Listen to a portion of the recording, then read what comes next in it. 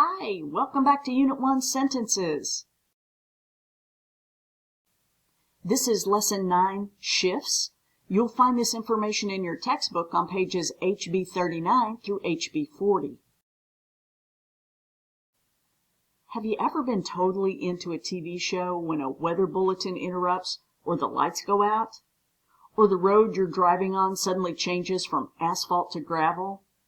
These shifts are jarring and sometimes disorienting. Similarly, shifts in writing, from one tense to another, for example, can confuse your readers. Only when you want to emphasize that actions take place at different times should you shift verb tense. For example, my plane will arrive in Albuquerque 2 hours after it leaves Portland. Shifting from the simple future will arrive to the simple present leaves emphasizes the travel time involved. Otherwise, keep tenses consistent. As the concert ended, several people were already on their way up the aisle, causing a distraction. Because ended is past tense, you would use were instead of are.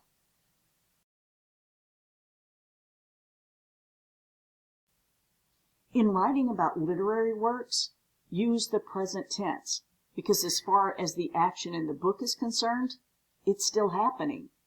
So when you write about it, you use present tense. Be careful not to shift to past. The two fugitives started, down the river together, Huck fleeing his abusive father and Jim running away from his owner.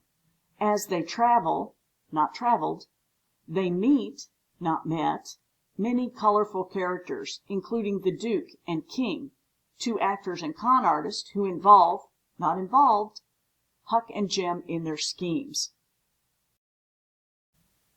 When it comes to point of view, don't shift between first person, I and we, second person, you, and third person, he, she, it, they, one.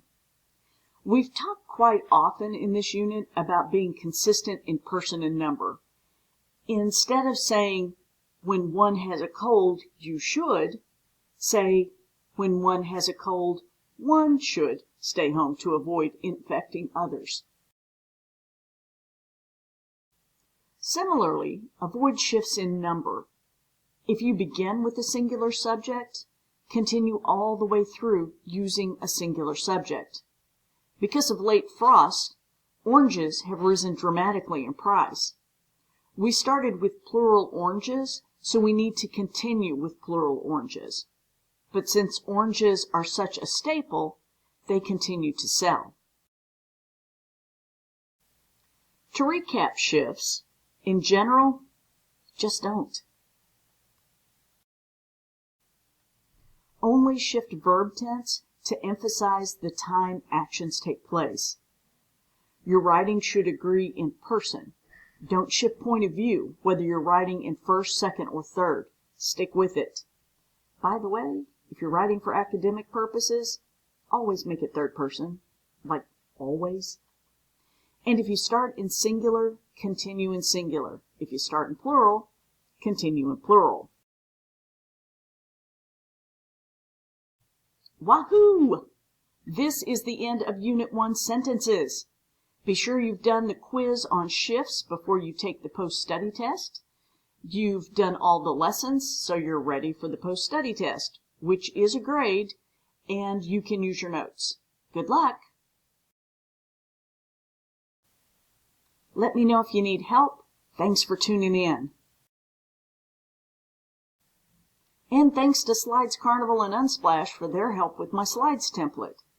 See you next time for Unit 2 Language.